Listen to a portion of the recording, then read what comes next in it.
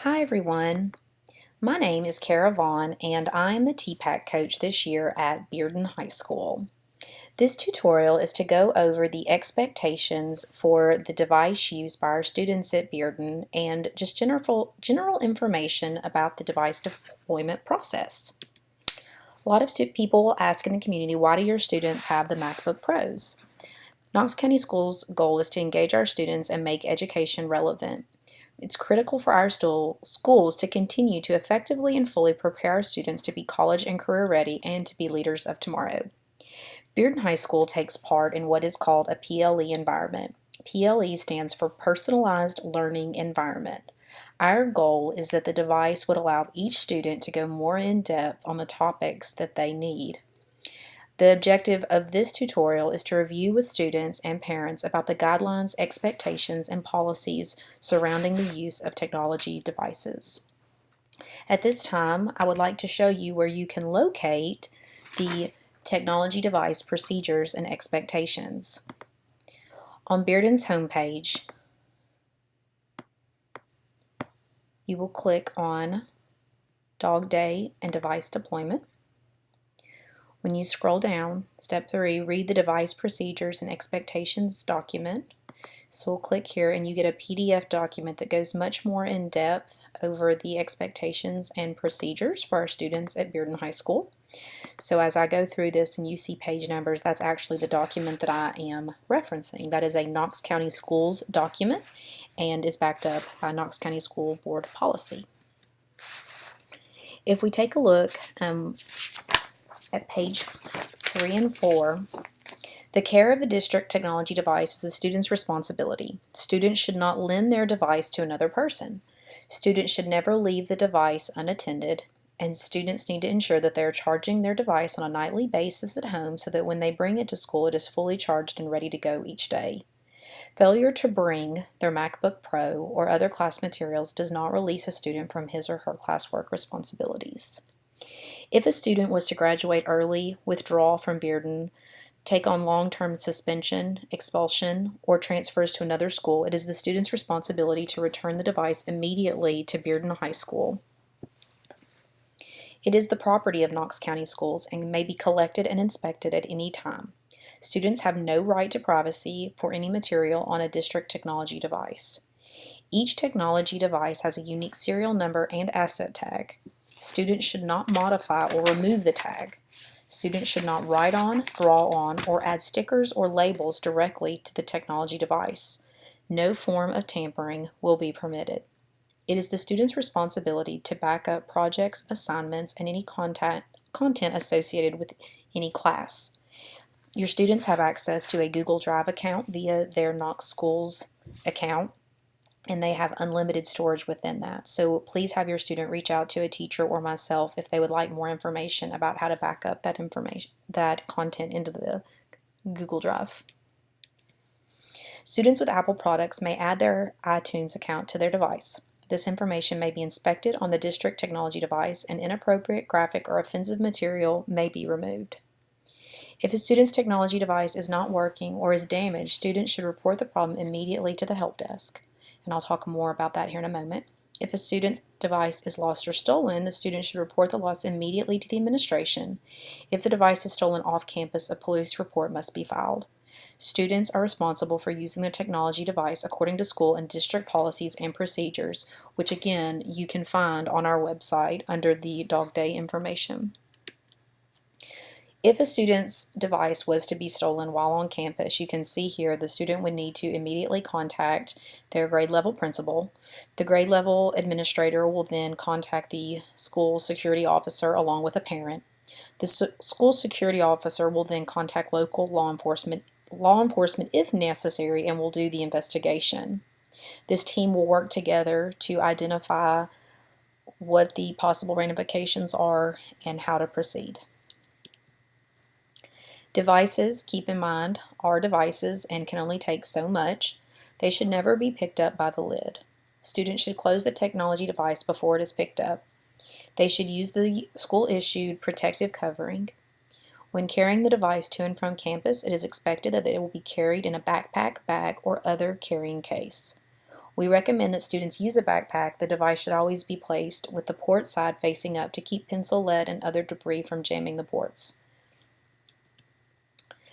Technology devices should be kept at room temperature and should not be exposed to extreme hot or cold. Students should not leave their technology device in the car. They should not leave it outside. Liquids and food should not be used, consumed in the vicinity of the device. Cleaners, sprays, alcohol, ammonia, or abrasives should not be on the technology device. Devices should be cleaned with a soft, lint-free cloth. If they have questions about how to clean their device, they can always see Mr. Adcock in the IT office, which is located in the library. The device should remain in the protective cover when not in use. Device should not be in a place where someone could accidentally sit or step on it. This device will be yours for the remainder of the time you're at Bearden High School, so please take care of it. You'll receive the same device each year along with a cover. If you take a look at page 6 of the Technology Expectations Guide, you'll notice there's some very specific information about theft, non-preventable damage, but then of course there's the preventable damage, the negligence, willful damage, or recklessness. Let's take a look a little bit more at that information. If a student notices a problem with a computer, whether it be a hard drive or something external, they need to submit it to Mr. Adcock at the help desk, which is located in the library. Mr. Adcock, our technician, will then review it and begin assessing it for damage. Depending upon the damage or what needs to be done to the hard drive, it could take several days to complete the repair. Over that time, if possible, a student will be issued a loaner each day to use while their computer is being worked on. Please note that this could be a lengthy process as Bearden High School is a large school and our IT technicians have a lot of computers to care for. We always suggest that our students be proactive and take care of their computer to minimize repairs needed. In the event that it was some sort of damage or repair is needed, a student will be issued a tech fine from Knox County Schools. Parents can pay that with cash or check mailed to Knox County Schools along with the invoice they receive, or you can pay that amount online using the information provided here.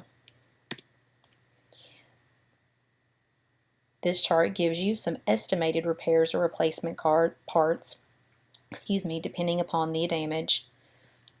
If your student damages a charger or any of the wiring becomes exposed, you're looking at around a $25 replacement cost on the chargers at this point. Taking a look at the guardian or the parent's role in this, please continue to monitor your student's use of the internet with the device. When they're using their computer, please have them out in the open in a kitchen or family room so that you can monitor what websites they are on. Help them develop safe internet habits, including strong passwords. Frequently ask to see their device and ask how they are using it, whether or not it's related with their schoolwork. Review the programs that they're using and ask them what each program does. Please do not hesitate to contact Bearden if you have any questions or concerns about the device. Please set and reinforce rules for internet and phone use at home, such as setting limits on using the internet, encouraging them to use it for educational purposes. Parents, we ask that you know your student's personal username and passwords. We also ask that you have access to their email. If at any time you would like to check your student's browsing history within the internet, you can go to Firefox or Chrome. At the top up here, you will click History and then Show All History. If you're in Safari, you'll choose Bookmarks and then Show All History. If your student doesn't have a history, then that means that they've emptied it recently, and it would be a good thing to ask them why they had recently emptied out their history. Parents, we're asking that you help us monitor your Parents, we're asking that you help monitor your students' social media use, even though it is blocked by Knox County Schools network filters while they're on school property. Be aware of which social media sites your student is on and monitor those posts. Talk with your kids about that permanent digital footprint and how the things that they post today will continue to be there years down the road and viewable by future colleges and businesses. Be alert to any cyberbullying. Notify school immediately if it involves another student. We ask that, again, you know personal usernames, passwords for those social media sites as well. What is prohibited with Knox County Schools? Bypassing the filter. The IT department has put in certain restrictions so that students are not allowed to view certain websites, and so we ask that the students do not use anything to get around those filters. Students are not allowed to use another student's username or password. share passwords, download or install anything onto their computers, tamper with the hardware. They're not allowed to be in chat rooms, instant messaging, social networking sites, host non-school approved web pages. Students are expected to use these laptops, the devices, for educational purposes. This would include avoiding inappropriate material, things that are unacceptable in a school setting, such as pornographic, obscene, graphically violent, vulgar music, sounds, language, videos, or other materials.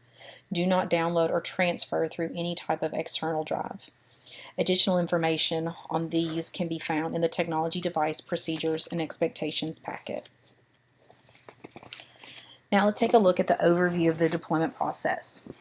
Now that you have completed the training session, your student is ready to complete the Technology Device Agreement. This is an example of the Technology Device Agreement that your student will initial each line. You, as the parent or guardian, will sign along with your student. Students, I would ask that you really take a moment to read through these statements, and by initialing them, you understand that you're accepting these. Once your student completes the technology agreement, they will turn the agreement in on Dog Day along with their medical profile and release to publish. They will then go through and pick up their device, returning BHS students a reminder that you already have your chargers, and then we will walk you through the login process. If you have any questions at this point, please email me, kara.vaughn@knoxschools.org, if you have any specific questions. One thing I would also like to remind our students of: before getting your device, there are 3 things you must do. 1, complete that tech agreement.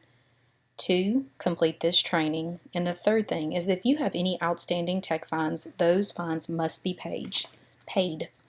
On page 3 of the Technology Device Procedures and Expectations, it states that all previous fines must be paid in order to receive the technology device, or the student will remain a day user until those fines are reconciled.